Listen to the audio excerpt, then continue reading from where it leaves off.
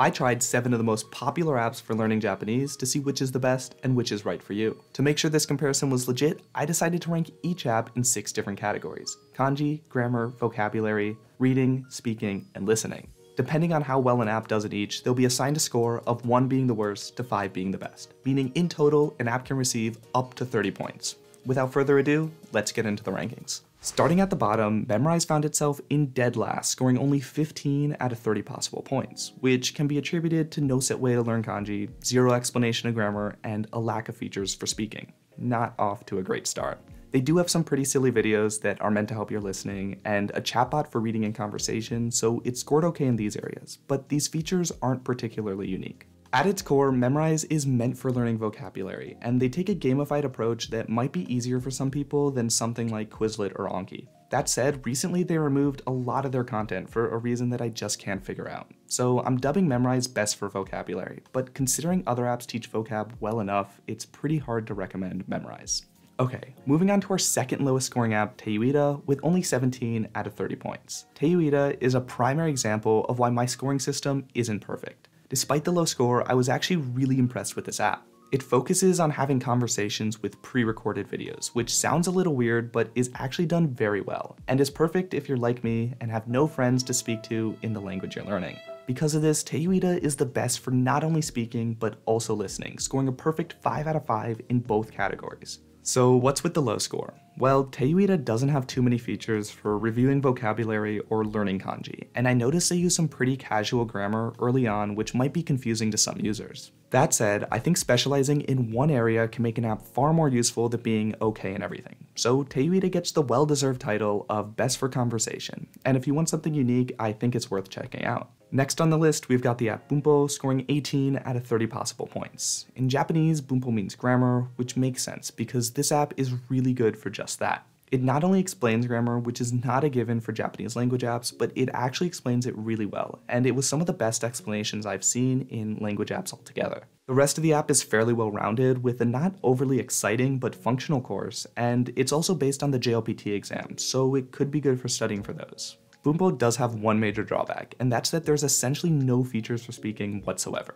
Despite this, Bunpo is really good for grammar, so I'm giving it the title Best for Grammar, and if you want a strong foundation in Japanese, this might not be a bad place to start. Now we're on to LingoDeer, and if you're opening the app for the first time, you could easily confuse it for the child at Duolingo using some of the same exact activities. That said, learning from the GOAT might not be all that bad, because LingoDeer scores an impressive 21 out of 30 points. It uses a gamified learning style, making it enjoyable to use, but it also has just about everything. Stories to practice reading, activities to practice listening and speaking, a small but existing course for kanji, review activities for vocab, and even some grammar explanations, which you should definitely check out because they're a little hidden. I even think it does some things better than Duolingo, like having a bigger focus on speaking, which is something that Duolingo lacks. If Duolingo didn't exist, I would say LingoDeer is a fantastic place to start learning Japanese, but Duolingo does exist, is free, and has a lot more content, so it's kind of hard to justify getting LingoDeer at $15 a month.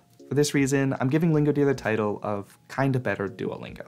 Now things are getting interesting as we move into the top 3, but there's actually been a tie for third place between LingoDeer and Renshuu, which also scored 21 points. Renshuu might be one of the more unknown apps for learning Japanese, but for serious language learners, it could very well be the best option. Something unique about Renshuu is that it has different courses for not only the most popular Japanese textbooks, but also every JLPT level. In each course, Renshuu has extensive lessons for kanji, vocabulary, and grammar, and it even has explanations, although I don't think they're as good as those in Bunpo. When it comes to features for listening and speaking, Renshuu doesn't have too many, and its features for reading are just okay. It does have some pretty groovy games that might make learning more fun, although the core of the course I found quite boring. This doesn't change the fact that Renshuu is by far the best app to integrate into an actual Japanese course or self-study routine. While I don't know if I'd recommend it for beginners, I'm giving Renshuu the title of Best Textbook Companion, and if you're serious about Japanese, it could be worth giving a shot.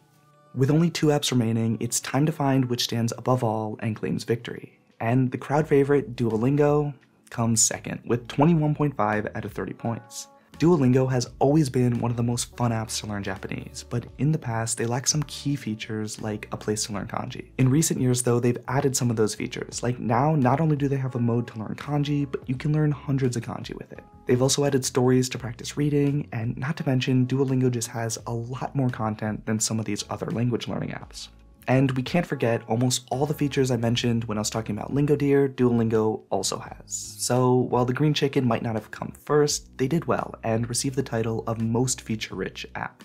Finally, our champion, RosettaStone scored a whopping 22 out of 30 points. I'd like to preface this with the fact that I can use RosettaStone for free with my university, but generally it is quite an expensive app. Overall, I thought RosettaStone's Japanese course was just the most polished, using gamified activities kind of like Duolingo, but with a bigger focus on speaking, listening, reading, and visual learning, which I thought was really important. They even have a large collection of stories and things to read, as well as some pretty well-made videos to practice listening. One of the biggest problems with apps like Duolingo, LingoDeer, and Bunpo is people will finally go to the country they've been studying for and realize they can't say, read, or understand anything. So I'll admit, RosettaStone can't teach you kanji, vocabulary, and grammar quite as well as some of these other apps, but I think they hit the best mix between the technical aspects of Japanese and the functional ones, which is why they're our champions today and deserve the title of Best for Functional Japanese. Let me know if you disagreed with any of my rankings in the comments down below, and if you found this video useful or enjoyed, I'd greatly appreciate if you hit that like and subscribe button. I'll see you all soon.